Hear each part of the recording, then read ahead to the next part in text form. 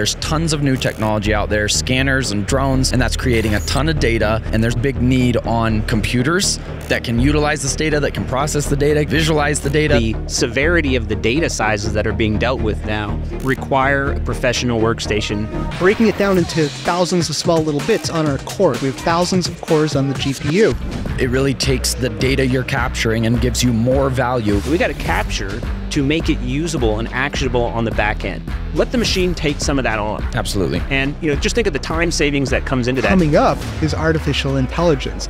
And for inference, which is the real-time element that happens as you're working. Bringing all those image parts back together in real time. I want to encourage people to engage with Dell and RCN in our partnership. If you're not already working with a Dell rep, you're able to get extra discounts more than you can online. Working with RCN, we want to get the message out to the people that ultimately buy the systems. Get the right equipment for your people.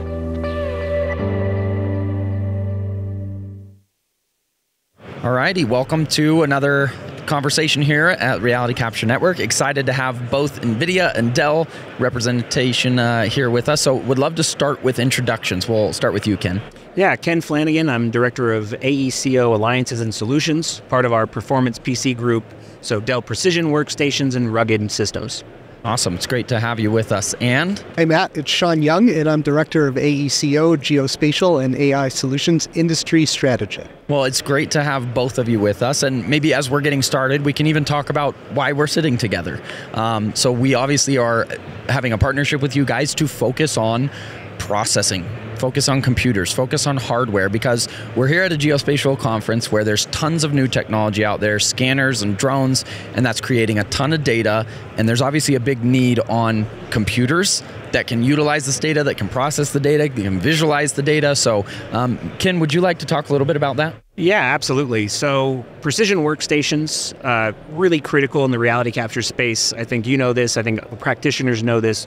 The sheer variety of different software packages and just the severity of the data sizes that are being dealt with now require a professional workstation and with a professional GPU as well.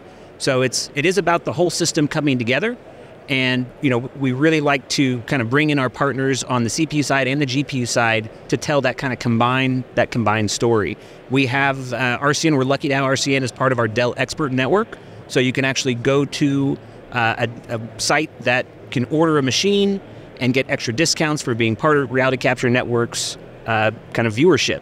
So really happy to be part of it. Really happy to be here at Geo Week. Same, yeah. We're excited to be working with you. So what about your thoughts? What is it that you guys are focusing on when it comes to this community? Well, Matt, let's take a step back and look at what Nvidia does. So Nvidia started as the graphics card company. Yep. And if you think about what Nvidia brought to the table is this ability to take these image-based problems, like displaying an image in real time for a video game or for a 3D software application, breaking it down into thousands of small little bits on our cores. We have thousands of cores on the GPU, and bringing all those image parts back together in real time. And the way we do that is through the GPU cores and software called CUDA. CUDA. Now, software vendors use CUDA for today more than just graphics. They use it to accelerate all kinds of very computationally intensive processes, and image-based processes are very suitable for CUDA. So, reality capture. So, most of the reality capture software vendors on the show floor are using CUDA to accelerate registration, all sorts of processing, graphics acceleration, and then classification, object identification, etc. Computationally as part of the software, and what's coming up is artificial intelligence. I'm using the GPU for training based on these huge image data sets, millions and millions of images, and for inference, which is the real-time element that happens as you're working. That's incredible. I don't think a lot of people, we have a lot of users here, right, that are people that are buying equipment, they're going out and scanning, or they're flying drones. A lot of them, I think, have a lack of awareness or a lack of knowledge around what do we build when we look at our computers, right? We often find that people are reaching out and asking questions about what system should we get because they don't know all these intricacies. So what would you suggest people think about when they go to build a system? What should we be looking at when we look at what we're putting in our computers? Well, I think one of the fundamental things that we want people to consider is the value of a professional graphics card. Yep. And, people game and people have, PlayStations and kind of consumer type of gaming systems. And, those have GPUs too. They're obviously not the GPUs Sean is talking about. And if you ever look at what we'd call a consumer graphics card versus professional, one thing you're going to notice is the fans, right? Where does hot air go? And GPUs do produce a lot of heat. Where does hot air go in a consumer card, right? It goes everywhere, right? Now, when you push a lot of heat inside of that box, inside of that workstation, you're impacting a lot of the other components in there. So part of the precision workstation engineering story is engineering around professional GPUs so that we're not negatively impacting the overall system as a whole. When you look at a professional GPU, you know exactly where that heat is channeled. So thermal management in a professional GPU really, really matters when you're talking about this really, kind of amazingly large compute demands in this industry. Yeah. I'd also add to that size matters. I mean, this is a show about large size things. On the commercial, in the commercial space, drones are small. Here at this event, drones are huge. They're big. And they're taking lots of images and producing terabytes of data that has to be processed. And they're constantly going out there shooting images. So the faster you go, the better. So our professional GPUs are big. And they're meant to tackle these massive amounts of data 24/7. Our largest GPU, the RTX 6000 ADA, is 48 gigabytes of video RAM or frame buffer. That enables you to do billions and billions of points in real time. Yeah. How would you suggest someone select the right GPU? Well, start at the top. And come up with a reason why you would want to go down. But if you're doing this kind of work here at GeoWeek, then, and if you're getting into nerfs, if you're getting into AI, if you're doing ray tracing of any kind, plus you're doing CAD, BIM, geospatial, you really want one of our high-end professional GPUs. Yeah, I think this is an area we see a lot of struggle. People go out and get this big technology and they're getting all this imagery and they're getting all this data, and yet they still are working on machines that have been designed for just like CAD drafting or something, and it's overwhelming systems and it's, IT complaints. So I think more people need to consider getting better workstations, whether mobile while you're traveling, you want to start processing data on the go, or having really the best system you can build back at the office. That's one thing that we've looked at is you want to design the system around the use case of what software you're going to be using. Even softwares use different parts, different pieces of the computer more or less. So considering what your build is, what you're going to be processing on, and trying to build around that, I think. Yeah, nothing bothers me more than I'm here at this event talking to all these amazingly talented people who are doing incredible work, the best work of their career. They're so excited about the tech. And then they're saying, oh, I wish I could do this, but my machine just goes so slow. Yeah. I'm like, okay, IT managers, you're paying your people a lot of money. Get them the right tool for the job. Yeah, yep. Yeah, absolutely. Reality capture is so unique in the fact that it absolutely pushes the limits of what you can do on a workstation. So, you can top out a mobile and still want more, right? So if you're in that situation and you have the luxury of also being able to have a tower, obviously there's better thermal performance in a tower. You can add multiple GPUs in that tower. And what we see a lot in reality capture is actually dedicated machines, dedicated towers that are just used for processing. So that time that person is sitting there is billable time. It's time that should be utilized. Let the machine take some of that on. Absolutely. And just think of the time savings that comes into that. The whole point of all this is not just to capture for capture's sake. Yeah. Right? We got to capture to make it usable and actionable on the back end. So the speed at which we do that is absolutely determined by the hardware that we're backing all this technology up with. Yeah, it really takes the data you're capturing and gives you more value, which I think there's going to just be such a massive need for systems to upgrade or companies to upgrade all their systems, because right now we see in large AEC firms, in survey firms, there's this little group inside of the company that does the capture, and there's like this one guy that has this massive machine that's doing the processing, and he has to try to like dumb down the data and give little pieces to the people who are actually going to use it. And yet we're seeing huge growth in the desire to capture, desire to model, desire to visualize. We're going to need to have company-wide upgrades so that everybody can actually take that data and get the value out of it. And the organization's going to see better ROI on implementing all the technologies if more people can use the data that's being produced. Yeah, it's not all about the specialist. We love the specialist. I've been a specialist in my career, but it's about the specialist making it usable for the everybody else. A project manager, even, just as that generic of a term, a project manager needing to interact with large point cloud data just to do their job, they need a different kind of system than they needed in the past. And part of that is making sure that you have the right size GPU for the data set that you're gathering. And everything that we're seeing here at GeoWeek shows data sets are growing, captures are expanding in their use, and the way you're going to be able to leverage that in the future is going to be dependent on the system that you build to do that. Not just for that specialist, the guy in the broom closet that's doing all the heavy compute, that metallic hum, rattling through the door. It's everybody. It's project managers. It's in the field, and it's in the office, and kind of everywhere in between. Yeah. The themes here this week, from the keynote to the individual sessions to what's happening on the show floor: digital twins, XR, AR, VR, reality capture, nerfs, Gaussian splatting, 3D underpins all of this. And ray tracing and rich graphics and presentations to clients and streaming data to your clients.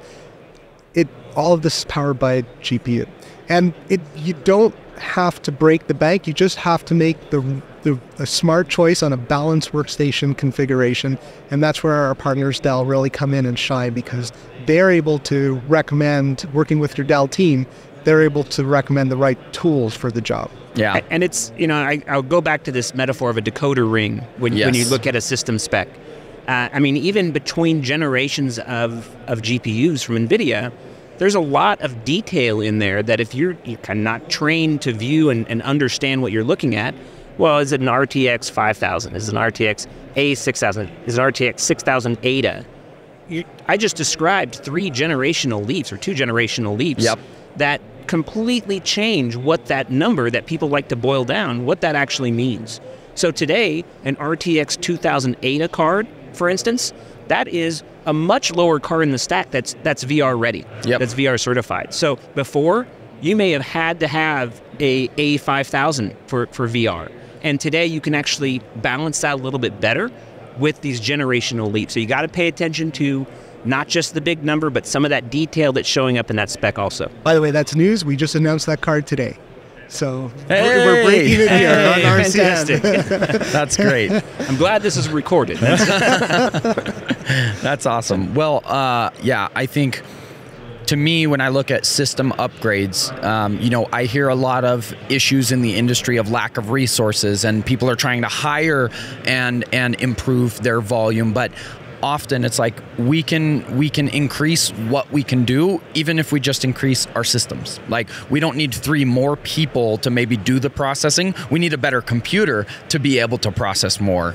And I think a lot of people don't understand that properly. And that's what I'm hoping we can share, is build these stories that show the use case of what improves when we upgrade our systems, because it really is a game changer. I learned that early on when I got into scanning. After I started scanning and we started struggling, my mindset completely changed to like, I just want to build the best computer I can build every year or 2. I'm not going to wait 5 years. I want to keep getting the new systems because it makes it that much better. We can deliver that much faster to our clients. We can deliver that many more projects. It really makes a difference. I think there's a frustration factor I hear a lot in the people that have visited this booth about just dealing with this amount of data and having to deal with it with a machine that may be 2 or 3 years old. Yep. So there's the immediate lift of like, well, if I just upgrade my machine, then I'm going to have this big generational jump. Well, you actually got to get more involved in the details of that. And so you have to make sure the processor and the GPU and the RAM is sized correctly. And that's going to be a major deal with how satisfied they are. And if you think about labor shortage, if you think about competing for talent, right? A lot of that, respecting those experts, respecting that process, respecting the innovation in your companies, it really is indicative of how they'll go and spend on hardware. How are they equipping their experts and their most valuable assets with the tools they actually need to do to get the job done? Yeah. And our job as marketing guys is really, the way I think about it, the thought that kind of gets me going is I'm an advocate of the end user. I want the end user to be as productive as possible, and they need a voice, so that the business unit owners and the IT owners create the budgets to get them the right equipment and spec out the right workstations. So that's our job. And working with RCN, we want to get the message out that to the people that ultimately buy the systems. Get the right equipment for your people. Absolutely. I mean, that's the mindset I take as a business owner, where we're growing a scanning company, we're growing a survey company. The last thing I want is my employees to be frustrated that they're sitting there at a machine that's like crashing, or every time somebody comes to me with a problem, I look into, okay, why is it doing it? Is it a system? Is it a software process? Is it that we're doing something new that's too big? We need to upgrade a system. I want my employees to walk in and be like happy. They love the technology they have in their hands. They're not sitting there frustrated. And I think more leaders need to do that as well. And I understand there's probably things you got to go through, right, with budgeting and large organizations. Obviously, there's a lot of systems to buy. There's a lot of things to consider there. But I think that comes back even to just like company culture, right? You want to build a culture in your company that people love to work at, that it does attract the new talent. So I think it's more for people to focus on. All right. Well, anything else you guys would like to leave with our community as we wrap up our conversation today? I want to encourage people to engage with RCN, but also engage with Dell and RCN and our partnership. If you're not already working with a Dell rep, you're able to get extra discounts more than you can online without it. So yeah, RCN and Dell, just a natural partnership. Yep. Same here. Looking forward to it. Anything else you'd like to share? Oh, I just love what the community's doing here. It's my first Geo Week. It won't be my last. I can't wait to see what's going to happen next year. There's so much progress, and the pace is incredible. The pace of technology adoption is incredible. So they're lucky to have you and RCN to help them along. Well, thank you. We're excited about it. I believe the future is going to be very tech forward, and even though some of this has been around for a while, I feel like we're really in this curve right now where we're really starting to see the adoption and the desire for more digital, more technologies, and that's going to make more processing work. So, all right. Yeah. Well, thank you again for joining us. Excited to continue this partnership and continue to help those in our community learn more about the processing needs they have. So we'll see you guys soon. Thanks. All right, thanks, man.